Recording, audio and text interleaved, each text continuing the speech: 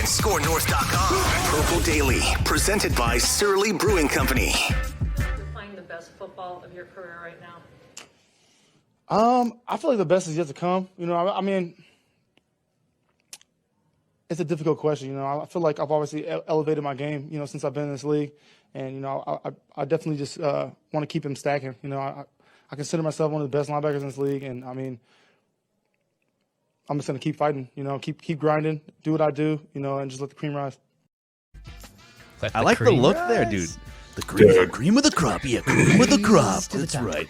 He's got the gold chain on. He's got the buttons on. Booney, he's feeling himself, dude, after that interception. I'm so glad you said that because that was the first thing I noticed. I was like, my dude has got some serious swag. Like, wasn't afraid with the gold chain. Maybe a little too many buttons unbuttoned, but at the same time, dude, you can rock it after a game like that.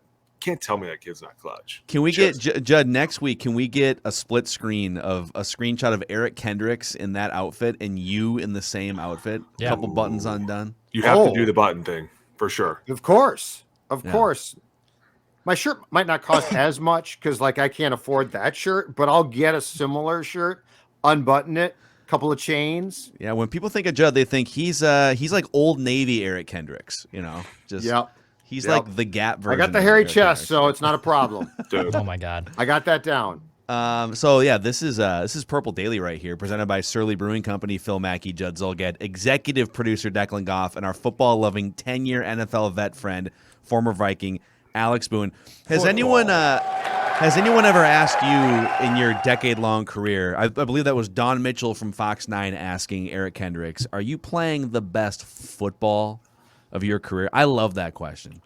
Like someone has a big game, are you playing the best football of your career right now? You're kind of like, what are they going to say? Are they going to be political? Oh, I think we're playing great as a team. Yeah, I think it's a team effort. I hate that. I hate that answer. Like, dude, just be real. Yeah, dude, I've been lighting dudes up, catching the ball every which way, and I'm not even supposed to be. I love when they have a personality about it. It makes it fun, doesn't it? It makes it so not stiff and oh, God, that guy's such a bore. He's like, I'm a boss, yeah. Did you see that interception I had? I mean, dude, come on. You get that, though, with defensive guys. You're never going to catch a stiff on the defense it's great. They're always like, bro, did you see that? Did you see what I did? You're like, yes, I saw it for the 12th time. It was great. I ripped that guy's head off. We're gonna get to – it's Vikings-Packers week. If you're not fired up for Vikings-Packers week, then – go home. I don't know why you're here right now. If you're watching this on the Purple Daily YouTube channel, please also watch it on a TCL TV because then you can support the show. And you can get one of the world's best-selling consumer electronics brands in your living room for Football Sunday. They have a new lineup of award-winning TVs delivering the most entertainment with stunning resolution, all at an affordable cost. Enjoy more of the things you love with TCL. Boone, after watching the Vikings and the way that the word aggressiveness is the big word, right? Like they 3rd and 20 and it's late and you figure, 100 times out of 100, they probably just run the ball here. No, 18-yard pass. They go for it on 4th down. So I think everyone's all excited that we saw a new Vikings aggressiveness. Do you think the Vikings have discovered something? Are they a new team now from what you've seen going into Packers week, or are you still in wait-and-see mode? I'm still in wait-and-see mode, and I say that because, they looked amazing.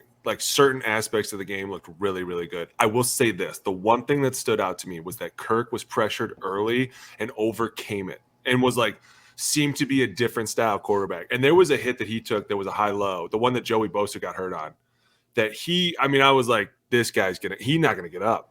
And he got up and he was like, Joey, are you okay? And I was like, oh, okay, it's a different type of Kirk. I kind of like this. But at the same time, I'm looking at the offensive line again, and they're just so bad at times. Dudes are running through free. You're wondering where they're coming from. The left tackle's oversetting. The left guard's not in the gap, and it's really not the left guard's fault. At the same time, Oli Udoh is just all over the map and costing you at the same time. And there's so many things that could be so much better, and you're like, where does this lie? And it falls on the O-line. And once again, Dalvin running into the back of offensive linemen. It seemed like 2 years ago he was different. He just went through things, and now it's it has to be more mapped out for him. So I'm like, yeah, that was a great win. And the Chargers are a great team, and their offense is high-powered, and they can do things at times, but the Vikings shut that down. And we can get into that later, what they did, which was awesome. But offensively, it's dude, there's still things that need to be cleaned up. That in order to beat a really, really good team, you got to really overcome these. So the one thing that I continue to hear, and it makes perfect sense because I believe that guys like Zim don't change their stripes, Booney. The one thing that continues to come up is that there is no question Kubiak got some help in game. The rumor is it was the quarterback's coach, but that there was definitely, because there was such a change in philosophy. Yeah. And back to your point, the offensive line struggles ordinarily, like a month ago, would have caused them to revert and be like, hold on, we can't do this. And it's not possible. They're not playing well. Kirk's going to get hurt. We're not going to score points. They didn't do that. They sort of just said, okay, we're going to keep on keeping on. Did you see enough to justify in your mind that it's not just because, like, the whole thing with Mike post game was like, well, I called Jefferson in and I said we're going to do this, and that's not Mike. Come on, you played for Mike.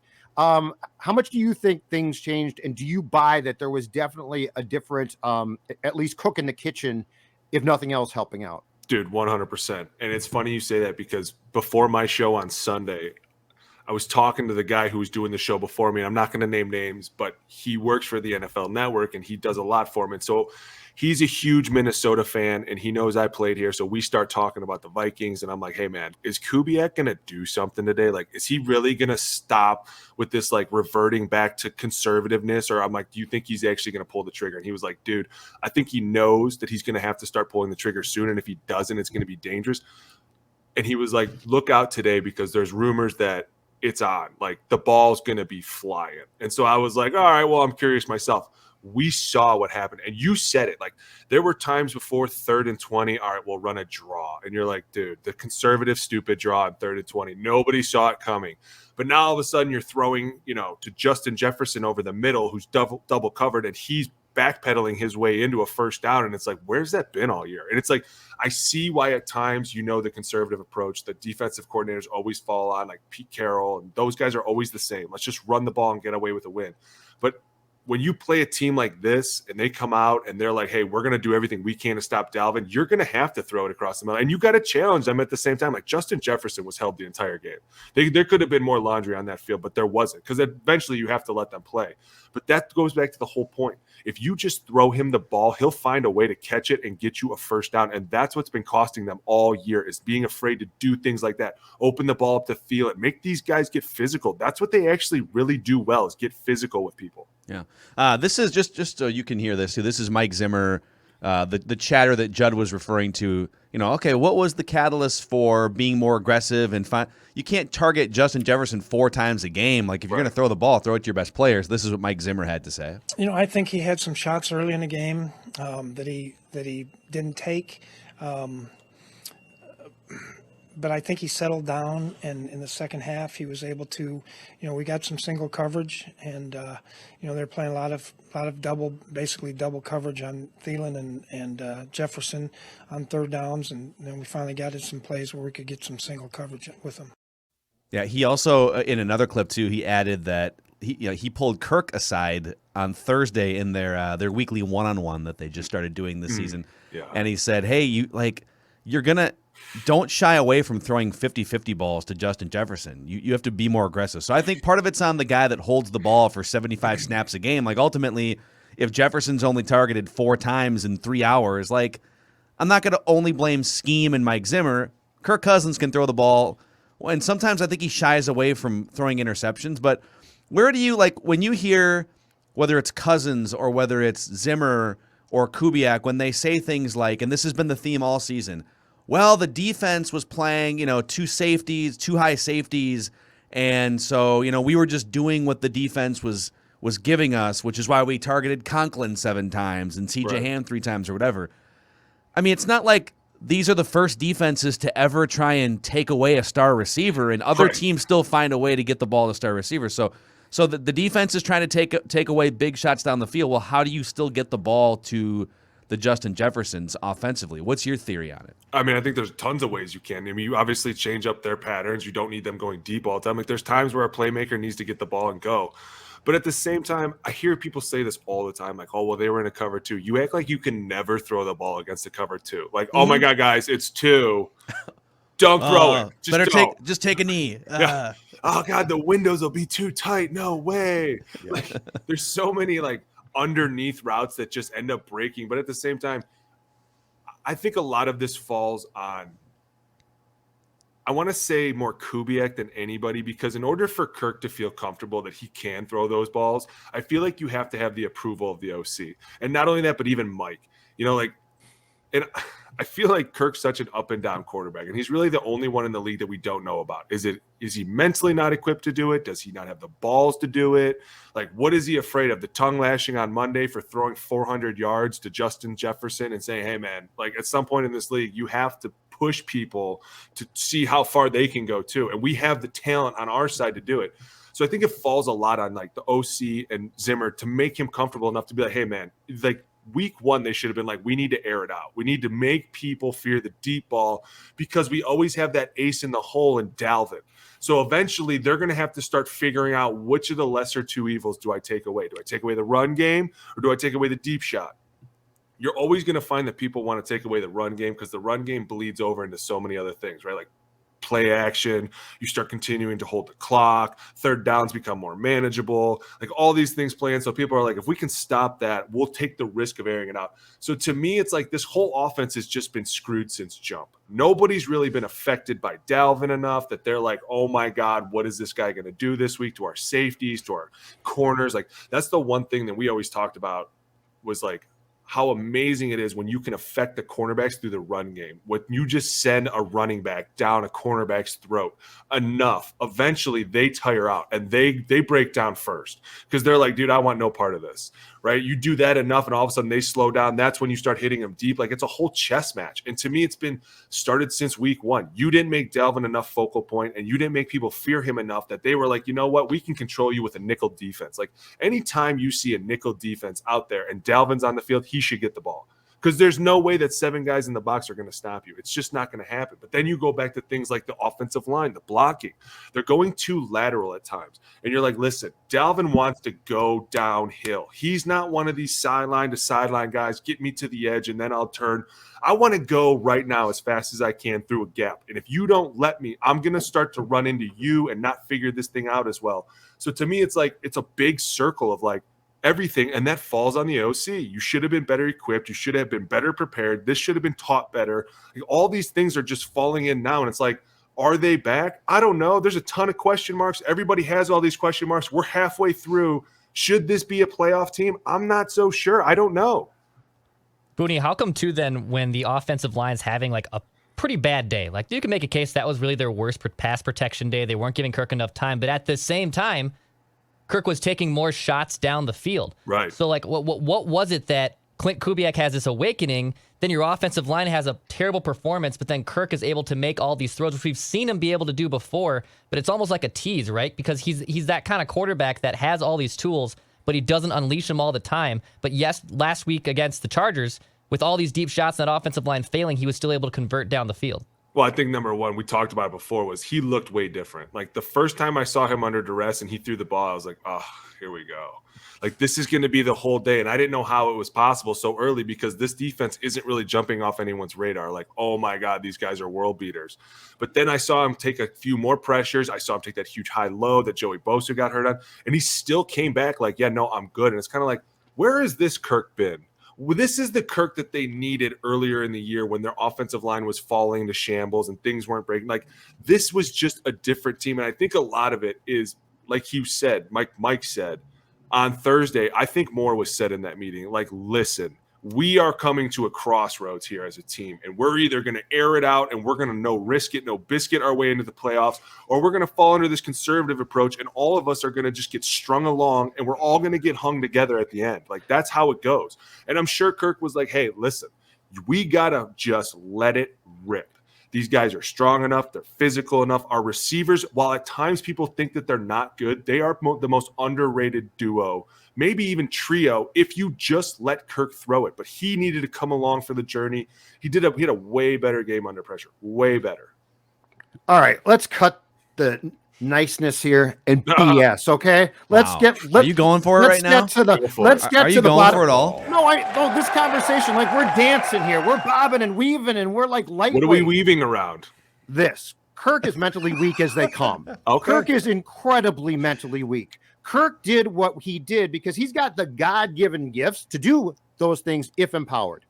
Somebody got to Mike and said, and I don't know if it was players or what, but there's no question. Mike didn't have, like, this epiphany thing is such crap. Like, Mike, 10 weeks in, I think we got to change. I'm going to be more hip. He didn't become more hip. Somebody got to him and said, you idiot, you're about to get fired. And it might have been Thielen. It might have been Jefferson. It might have been a combination.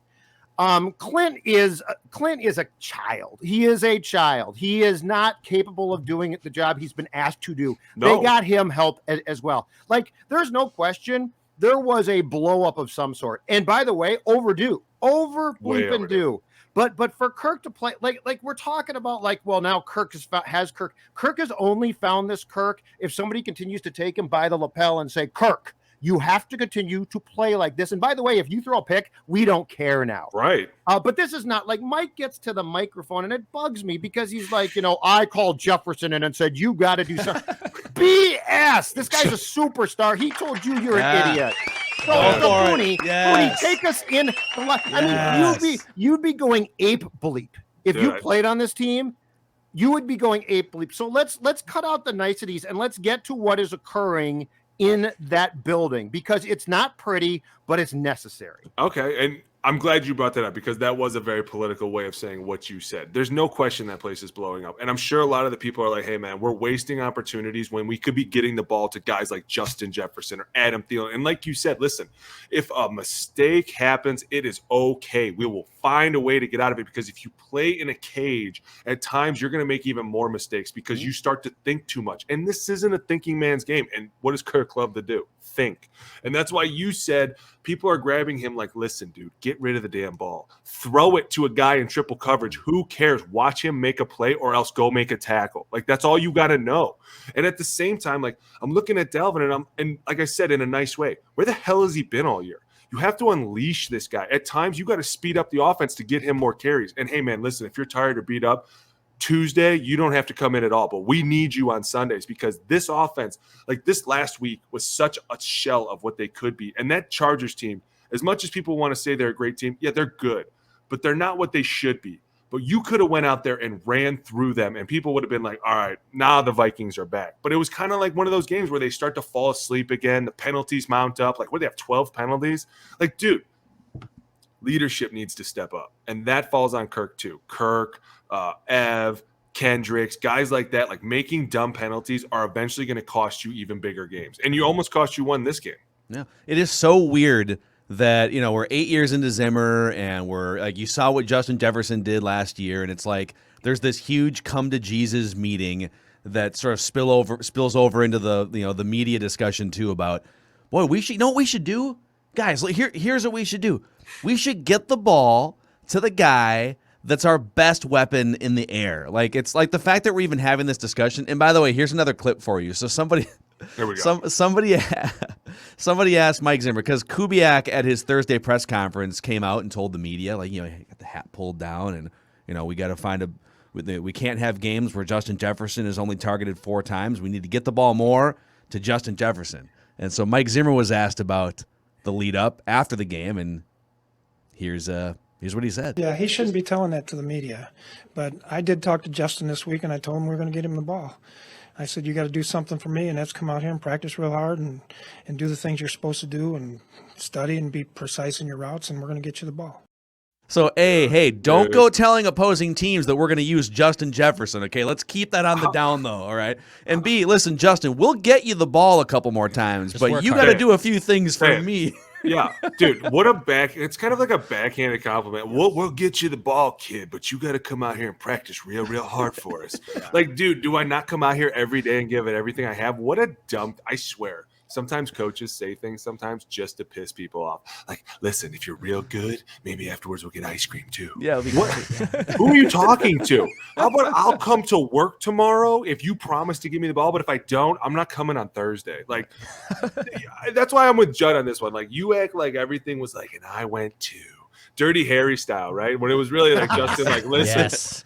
Listen, it's noon on Monday. If the game plan doesn't say my name at least 20 times, I'm not coming Wednesday. Yeah. And I want a copy to my agent, my mom, and myself. Yep. Like, dude, we all know how things go back behind the scenes. I've been there several times where I'm like, can I get a copy too? I'd like to see the game plan. I heard Justin Jefferson ask Zimmer if he could play left tackle. I'm not sure how that conversation went, Alex. Well, with the way the last one played this last weekend, letting dudes just all willy-nilly right through the B gap. What the hell were you thinking? But you required Stephon Diggs, rightfully so, to stage a wildcat strike.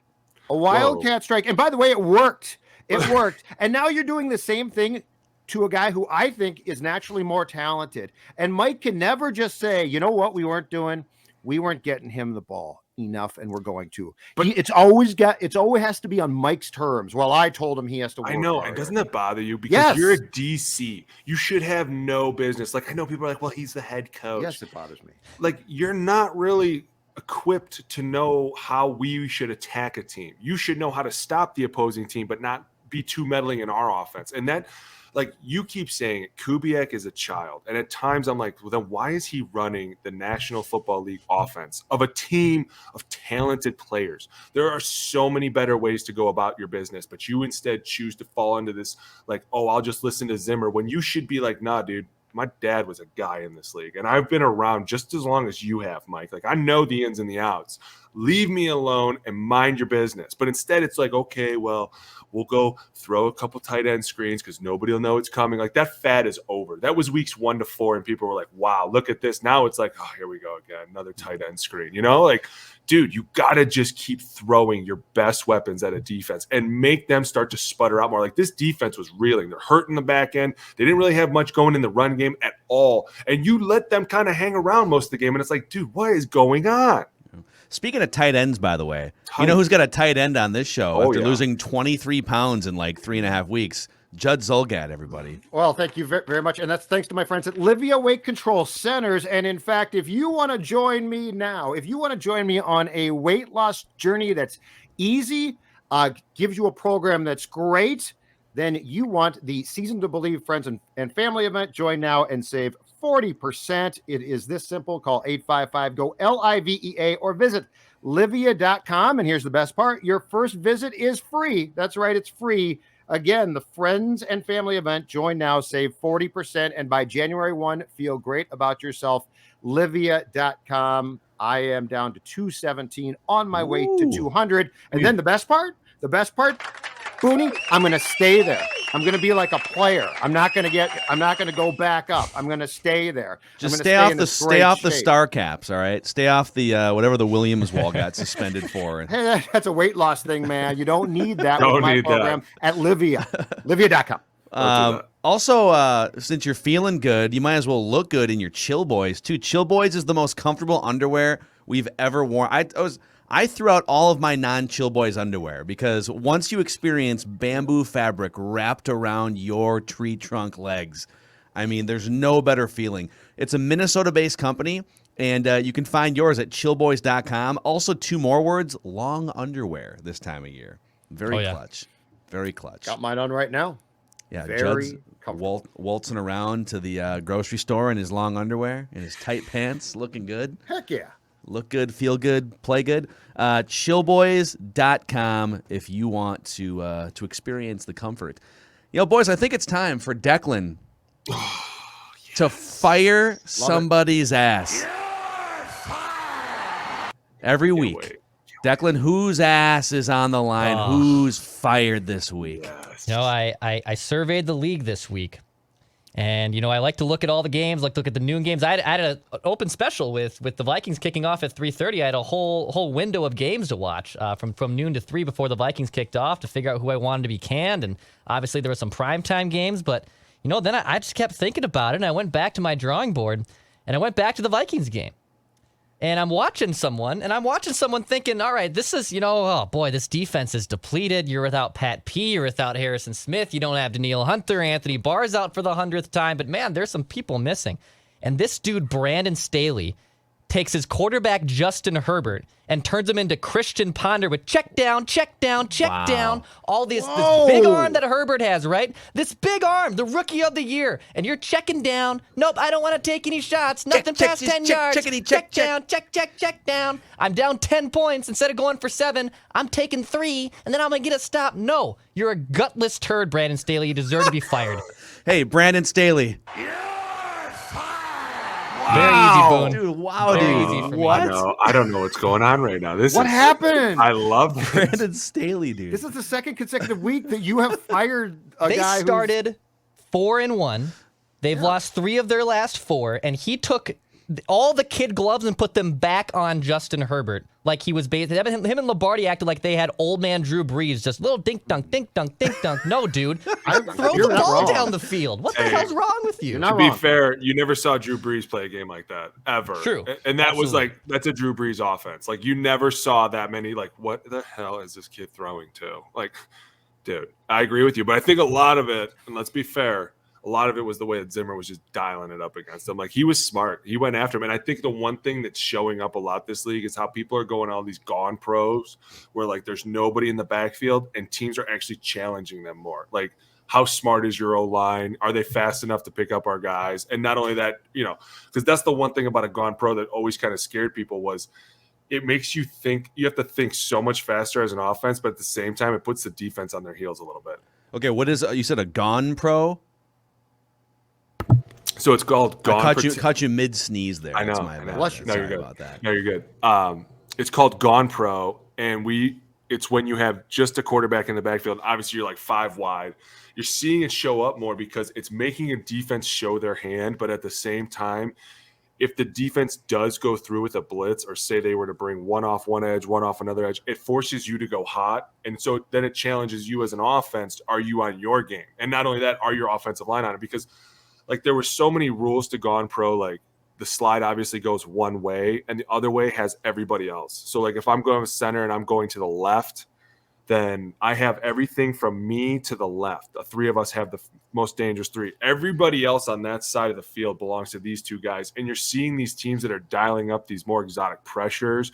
They're showing more disguise. They're also like, there was always a range that like, if a linebacker breaks the heels of the D lineman in a stance, he becomes more of a threat than the D lineman. So then you have to play the game of like, can you block 2 for 1? And you see it sometimes where a guy will set back real vertical and he'll kind of fake this way and then he'll slam in real fast. And it's because you're trying to block 2 while blocking 1. And teams are showing it. And that was kind of what their game plan was, the Chargers. And Zim was dialing it up perfect to where he was forcing their left tackle to either squeeze and it made the end free faster, or they didn't squeeze at all towards the end of the game and the linebackers were just running through it sometimes. I love that. Inject all of that. I know. It's fun though, because when you watch it, you're like, I wonder what the O lineman's thinking. Because you're in that mindset, you're like, I don't know if I would have done what he's like. You see it's gone pro. You see him either shift out of it, or the running back's completely not paying attention to any of the calls. So then you can tell he's out of the protection. Like, if you see on 3rd down, the running back's kind of looking around, like counting numbers, he's in. You can tell he needs to know, all right, well, they're here, so I'm 1 to 2 to the backside always. Yeah. But if they're just in their stance not moving, that dude doesn't care about the protection. He's out. So then all of a sudden defenses start to show these new hands. And with Zim, you're always going to get that Cali look, the 2 guys in the A-gap. And now, there's so many different things you do out of it. He's picking centers, and that's kind of become a fad because centers are just slow and lazy and they don't understand what they're doing. I mean, seriously, and then what else that forces? And people don't think this far down the road, but it forces a switch between the center and the running back. And we always found that so hard, even when, and you'll see this at times, like you always wonder why the running back moves closer to the line. It's because they're anticipating that twist. And so if you let the center get back at all and the running back's not right next to him when it happens, he's going to get picked. So then all of a sudden there's chaos in the middle and everything else on the outside trickles around it. So people are showing it more. I think where Zim gets away with it even better is the exoticness of it. Like at times it's like out of these fronts that I'm like, man, what's he doing? What's he thinking? Who's blocking who? Is he assigned to him? Like even as an offensive lineman, you're wondering what the hell is that quarterback looking at? Boy, I hope he knows where he's going. Hey, would you start So Garrett Bradbury is off the COVID list and presumably going to be ready for this week's game. Would you start Mason Cole or Bradbury? Yes, Mason Cole? I'm starting Mason Cole. There was a couple plays I went back and I really had to look at these because I'm like, man, you can kind of tell where pressure comes from, obviously, like up the middle, somewhere in the interior. And I think that if anybody had the best game, it was definitely Brian O'Neill. Like he was the one guy other than that sack fumble that kind of showed up. That really wasn't his fault. Like he was still in good position, just kind of Kirk moving around. But at the same time, like Mason could be a good center. He's a thick dude. He doesn't get pushed around a lot. Like watching him last game, and that's a great test because who was the nose tackle?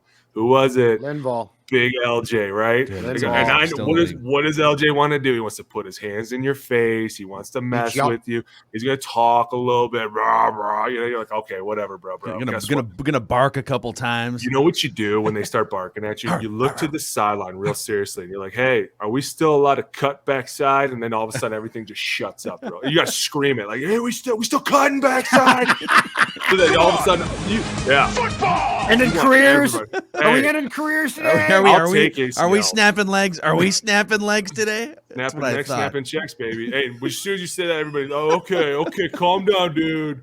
Calm down, But watching him last game against Linval, because I know Linval. You guys know him. We all know him. He pushes that pocket. Dude, Mason looked good. And even with times with hands in his throat and in his face, because there is nothing that takes your power away than when somebody pushes your face mask away and you're like fighting to the left, but your head's to the right. Like it just never works.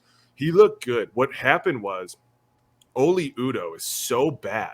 Like he can't switch twists. He's getting TE'd over here and they're messing that up. He's getting TT'd. He's getting everybody crushed. Like Mason doesn't know if he's going man or man. He's like, dude, are we switching? Are you man? Because at one point, Oli Udoh is doing a full 360.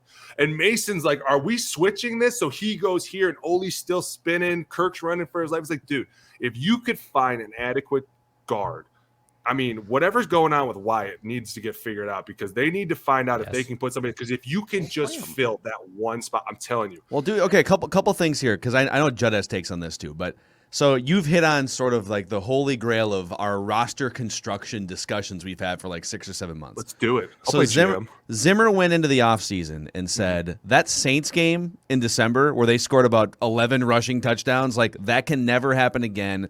So let's carve out some free agency money and let's spend it all on defense. Let's get Patrick Peterson, Bashad Breeland, Xavier Woods, Dalvin Tomlinson. Let's spend all the resources on defense, and then you guys can patchwork offensive line again.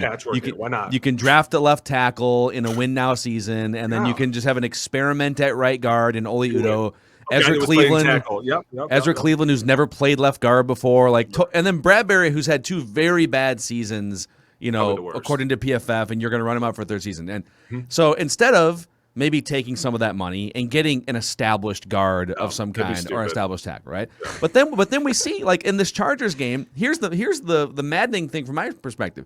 Zimmer was literally missing like multiple Pro Bowlers on defense, right? Harrison Smith out, Barr out, Daniil Hunter out for the season, Michael Pierce out, Patrick Peterson out. Done. So in comes Cam Bynum, and they looked good defensively because Zimmer's a good scheming defensive coach still. Right. So it's like, God, if you could just take some of that money back and go back to Joe Thuney or something or Corey Linsley and sign with the Chargers and like get a real guy in there. You had me until you said Joe Thuney. I mean, everybody falls on the Thuney. So, and you look over at Kansas City, they don't look that good these days, but. Well, they kind of figured it out finally this week. We'll see. Okay. Listen, their defense is so much of a liability. We're not even going to go there. But when you talk about like offseason after offseason, and it's always the same thing. And I think people think I'm joking when I'm like, listen, if you can invest in your offensive line and even your defensive line, you're going to win 50% of the games because that is where every game is controlled in the O-line, D-line trenches. You know it, I know it, especially when you're in a run-first offense. Like everything about you should be, dude, we want big, massive dudes.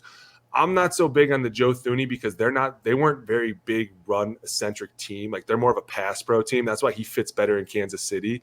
And I think he's one of the best pass-blocking guards. There's no question. But when you look at this, like You want me to be a GM? Check this out. I know the philosophy of our offense. I know that it gets us away with a lot of things because, number one, we have Dalvin.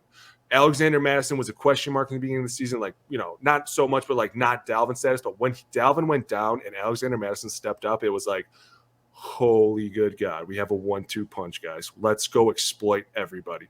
But at the same time, you're like, dude, if we run the ball enough, our quarterback doesn't get as pressured as much. And if he does get pressured, things could go haywire. And then not only that, but play action is always based off deep throws. Like that's what you're setting up. While the linebackers are stepping up, who has the ball, receivers are screaming downfield. It's like a 2-for-1. So it's like, why every year do you continue to think that these players are going to be great tackles, will be great guards? You don't have the proper coaches in the NFL to turn around and turn people into something that they haven't been for 21 years of their life. I'm sorry, but people that don't play this game, and I've heard every one of their stupid stories. Blase, could have been, should have been. I've been around this game. That's great, but until you feel some dude spear you in the back, you just don't understand what it's like. And they're like, oh, I'm going to turn this tackle into a guard. Well, I'm watching Oli Udoh, who's like 7 feet tall, and he doesn't throw his hands for shit. And I'm wondering why. And as an offensive line coach, that's my number one problem. Dude, you're big, you're massive. You should scare the lights out of everybody, and yet you let everybody into your chest every single week. Da-da-da-da-da-da-da-da. Like, dude, what are you doing? The coaches in this league need to either step up or get out of the way. And they're so afraid to let former players come back because they know that we know exactly what to do, how to say it, how to get it done. And I could do it in half the work. Guys, we don't have to be in here in our underwear running around like idiots. We can go watch film and figure out how they're going to attack us. We can have a game plan because everybody's always like, well, you have to be reactionary. No, they have to be reactionary. My set is so clean that it forces you to go only one way. And if you go back the other way, I got something waiting for you. Like, I'm prepared. But these guys go out there and they just look a mess, and it drives people crazy. But moving a tackle to guard right before training camp is beyond stupid. Like you can't. It's the assumption is this: anybody can play first base, anybody can play guard. Yeah. First of all, that's a stupid. But the other thing where the Vikings and this is why I'm out on Rick too. The other thing that the Vikings don't get, because Rick can identify positions at certain, not quarterback, but so a year ago the Vikings got burned because Zimmer assumed that he could start basically 2 rookie corners. Corners, that's a tough job, okay? Yes. But Booney, we can go through the positions that guys can adapt at quickly. For instance, safety. Yes. Like I can plug in Cam Bynum's success is not a shock. No. And this whole thing of we have to have Harrison Smith. Okay, he is a Ring of Honor guy, and I respect him a lot. But the second that he started to age, see ya, dude, you're gone. Right. Sorry, it's football. Corner, can't do that. Shamar Stephen. Last year, the Vikings are like, we'll plug in. What are you thinking? Shamar Stephen's awful. He shouldn't. He barely belongs in this league. That doesn't mean that you have to go invest all of your money in Dalvin Tomlinson. Right. What I don't understand here, and this starts with Rick and then goes to Mike, I don't understand the hubris and lack of understanding about positions and where you can find guys and where you can't and where you shouldn't tempt fate.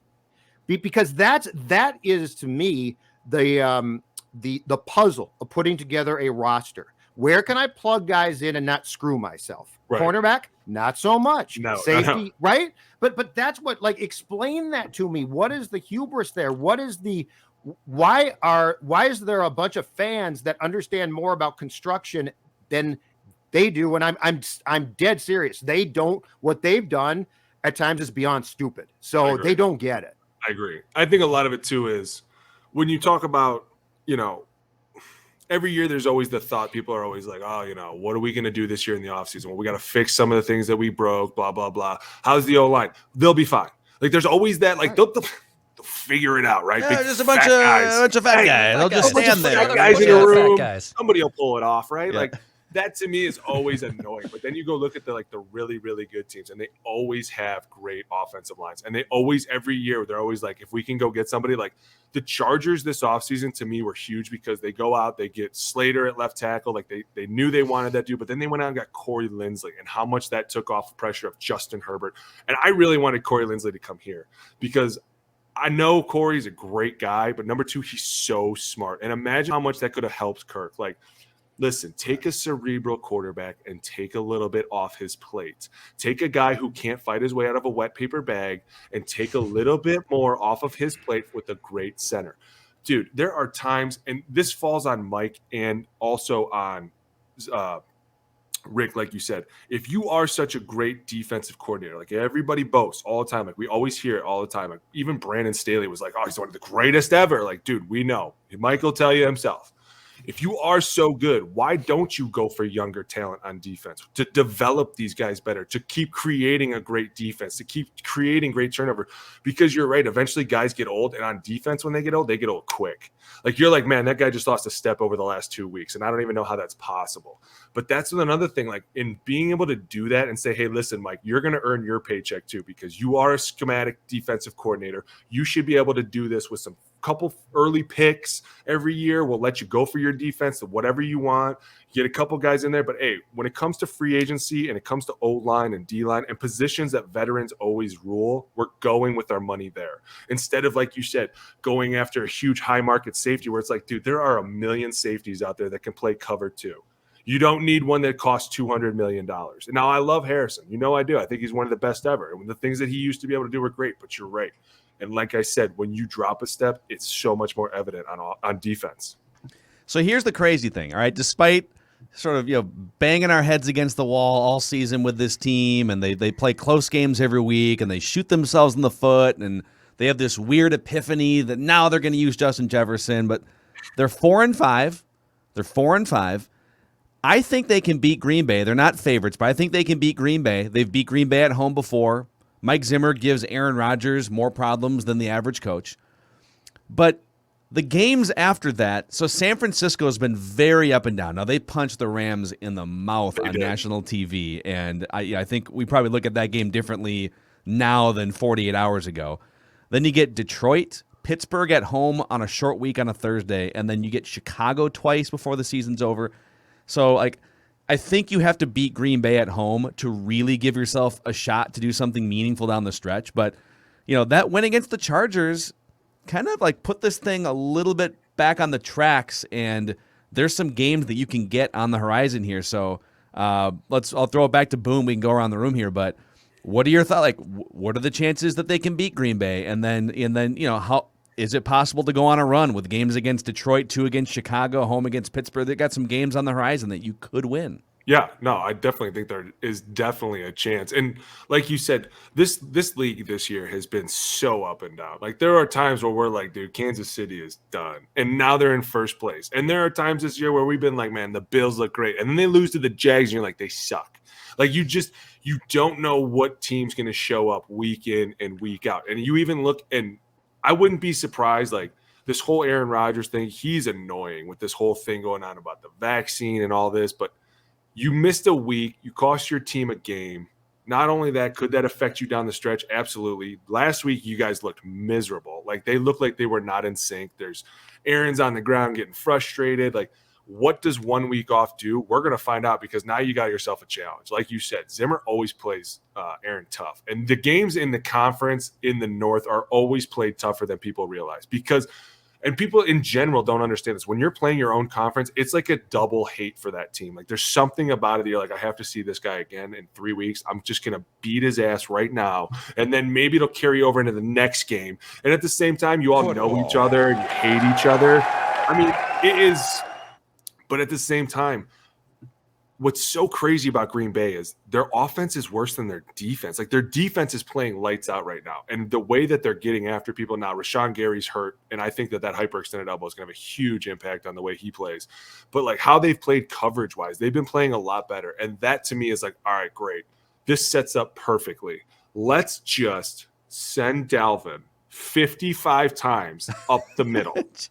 Okay, and just run the hurry up for 3 hours and only hand off. You guys want to be great in coverage, you want to get after the quarterback, that's great. We got 2 guys back here that have been chowing for food, and we are going to feed them so much leather they're not going to know what to do, and neither are you. But you know how it's going to go, because everyone's always got to out scheme the next guy. It's going to get in there, we're going to run a little bit, and then we'll see how dazzling Kirk is. Like, don't play into their hand. That's the one thing about this defense this year is they look very confident. And I've played this defense. I've never lost to the Packers, but they look confident in the way that we lost to the Packers. What? The second game. That's the only game we've lost. Yeah. But the way that they play now with Campbell in the middle and the way they've been getting after the quarterbacks, like, don't play into that stupid hand. Go after them with Dalvin. They are not a physical defense. We've always known this. They can claim to be as physical as they want. It's just not their makeup. And so if you want to go out there and you really want to smash them and you really want to put Aaron in a bad situation with time management and clock management and see what he can do under even more pressure, like, that's, if I was an OC, that's what I would do. Listen, we're going to feed these guys so much this week. We're going to have so much fun just to see what they do next. I mean, dude, you have to. And then not only that, but that sets you up for the next couple of weeks, right? Like, more. Mike loves that thought. And how could you not? This defense has never been a stop the run type defense. Like, yeah, some of these teams that you play, you stop their run. I'm not impressed. I want to see you stop Dalvin down the A gap, the B gap, some tosses, like. All those guys on the outside claim to be great cover guys. Let's see how well they cover after they have to tackle Dalvin a couple times. Yeah. And then when you suck them all up, Booney, what do you when do? They're all in the box. You know what you do? You know what you do? Bang. You dangle it out there a little bit. You just dangle that ball out there, and like you see 10 dudes step up, and then they just let Dalvin laugh. Just freeze them all. Freeze them all, right? Yeah, bang. Easy, dude. Yeah, 18. Let's get it. You. Hey, what before we wrap this episode, what else is on Alex Boone's mind here? Dude, we were just talking about how up and down this league is this year and how crazy it's been. And like, what team's going to show up? Which OC's going to show up? Like, there's so many question marks. And like, even Washington football team beat the Bucks. Smoke the Bucks. Yeah. Dude. Brady throwing picks. That's what I'm saying. Like, Tampa didn't play well. That's the one thing. The Patriots right now. The Patriots just beat the brakes off the Browns. I was not surprised, dude. They don't have Nick Chubb, and everyone keeps claiming that Baker's this guy. He's not the guy you think he is. No, everybody needs to do not give him a contract. Put in Casey. But I will say this: how about OBJ, dude? Like, I'm starting to think that maybe he's just got enough bad juju around him and enough bad negative light going around. Because I mean, like, dude, you go out to LA. Robert Woods gets hurt. You get put into this prime position. Like, they're like, dude, just run down the damn field. Just run as fast as you can, and he'll throw you the ball. And somehow you screw it up for an interception, and then they were like, all right, he's done. Get him out of here. I don't want to see that guy again. Like, everything about this is just so crazy this year, but it gives me hope for teams like the Vikings that are like 4-5 and all these teams that people are like, they're kind of out. Dude, these guys are going to catch fire soon, and everybody that's in their way that's just messing around playing stupid football is going to get trampled quickly.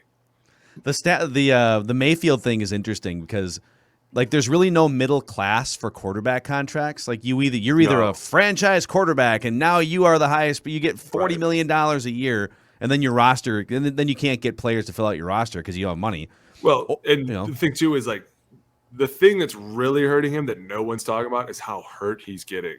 Dude, you fractured your left shoulder. arm. That left arm is messed up. Fractured your shoulder. Yeah. Like, you told the whole world that. Now everyone's going to be like, dude, his left shoulder's fractured. What are we But here's the thing. He can't resist. Like, he has to tell the whole world because he needs the world to know why he's not playing at a high level. Let me do that for you. You know? No, that's what old linemen are for. Big mouth old linemen. They're like, yo, my quarterback's a badass. Leave him alone, right? Like, people are like, well, I don't know what's wrong with Boone. Said he's a badass, so maybe he is. I don't know. He's a real badass. That's my quarterback. I know. Quarterback. No, So Boone, quarterbacks are not tough. Boone, the reason why I remain concerned and doubtful about the Vikings, though, is you're right. Like there's going to be a team or two that just pops that's playing okay now. Yeah.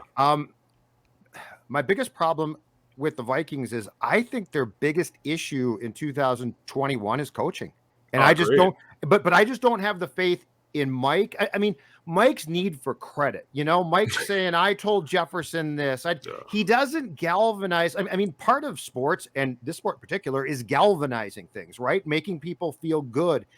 bringing the team together. And when you go and say, I did this, I talked to Kirk, I did that, the players are like, okay, great. And it doesn't mean that they're not going to try it, but there's a lot of coaches who are really good at knowing what to say and how to do it, no matter how they feel. Right. And that's what, and like between the poor coaching here and the lack of ability to identify what people need and want, that's why I have doubts about the Vikings, because it feels like Mike just has to take the credit. He can't be like, you know what?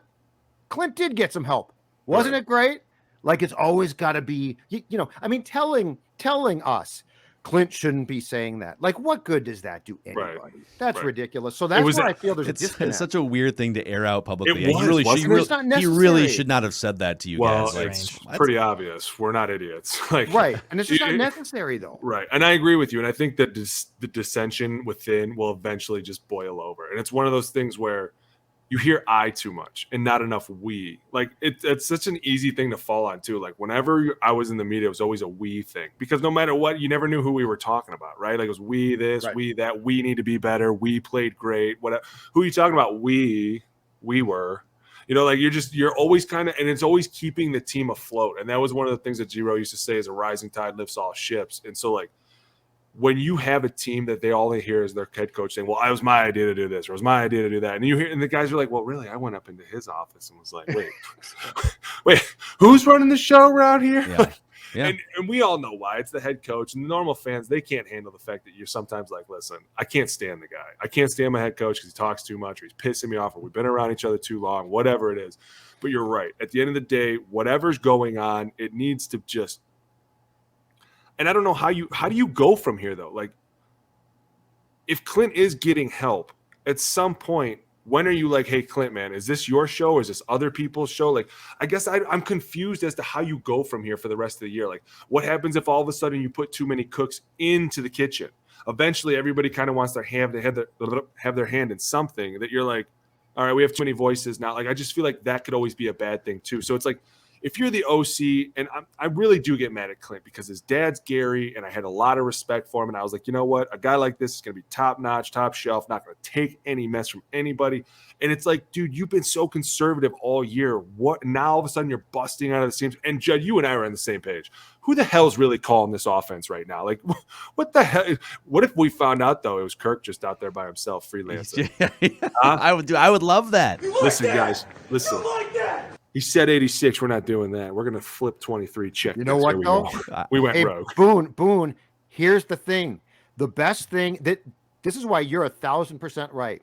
If they ever signed a veteran center who was really smart, as well as I do, he would tell Kirk, here's what we're doing. Oh, my God. And if Clint comes down and so much as talks to you, tell me, I'll beat him up. Dude. That would happen. Hey, I played with I'll beat him up. I'll kick his ass and throw him in a trash can. Dude, goody. I played with Jonathan Goodwin. He won a Super Bowl with the Saints. He played with Drew Brees for a long time, and you couldn't second guess Goody for anything. Not even the head coach. Like, it was like, yeah, but Goody told me. He was like, all right, never mind. I can't say anything. Guy's great. Yeah. Love what he does. Like, that's once again falls on Rick. Where the hell are you spending your money? Why can't we just get one guy in here to help this quarterback figure out these problems? I'm telling you, you would be so many light years ahead if you would just take half the problems off his plate. Like you said, look at the Ravens game. Overtime, 3rd and 9. You have a veteran center, and I'm not an idiot. Everybody's over here. I'm not going to slide over here. Yeah. No. I don't need to get yelled at for this. Yeah. No, that was, by the way, if you missed that breakdown from Booney last week, it's worth going back and just, we did like 25 minutes on the 3rd and 9 play in overtime. We need to do more of that. We need more chalk talk. Send us screenshots let's do it every week. You send us a screenshot, we'll make it happen on the YouTube channel here. Love it. How about off the top of my head, last week before they ended the game, where they tossed it to Dalvin on that like 3rd and 2 or whatever, and he like ran through the line, 2 guys, like it was Linval that hit him, and then I'm fumbling the ball. Remember, ball comes out. Dude, there's so many plays like that we should just start drawing up, because on that play, Dalvin goes to the house if 2 of the O linemen just break through and even like touch a linebacker. Dalvin's to the house. There are plays like that all over. You're like, dude, they could have 400 yards rushing if they just get one guy to the linebackers. We need to break this down. No, let's do it. You send us screenshots. You just opened the floodgate, guys. Check out this pass, bro. Look at this idiot. Football. And Judd, whether the Vikings win or lose on Sunday, well, we're either going to be drinking celebratory Surleys or drowning in sorrow Surleys, I guess. That's exactly right. And may I suggest that it not just be something from Surly Brewing Company, which of course is the best brewing company around, but it be a Surly Furious IPA, because you're going to need something to either be very happy with, or you're going to be like, well, they just stink again. But Surly Furious IPA, first round draft choice of Judd. This thing didn't take 9 weeks to figure out what to do as a beer. They figured it out in week 1, because the folks at Surly, they've got a game plan and a good coach. You damn right. Yeah. Perhaps somebody else should. Yeah, that's right. Oh, come on. I can't wait till terrible. He's done a terrible. I like some of his brashness and stuff, but he's had a terrible season. There's no two ways about it. Well, we'll see what happens on Sunday. Join us, Vikings Vent Line, right after that game is over. The most fan-friendly, interactive show in Minnesota sports. And if you're watching us on the Purple Daily YouTube channel, click that subscribe button and click the like button if you like the football breakdowns here on Tuesdays with our friend Alex Boone. All right, Booney. All right, go pound a few energy drinks, and we'll see you. We'll see you next week. Seriously though, you guys are excited though for the Packers week, right? Dude, hell yeah, it's gonna be absolutely, it's a blast, man. I'm just making sure, guys. Noon kickoff, dude, Sunday noon. Oh God, yeah. Let's get it. LFG. All right, Purple Daily. See you guys tomorrow.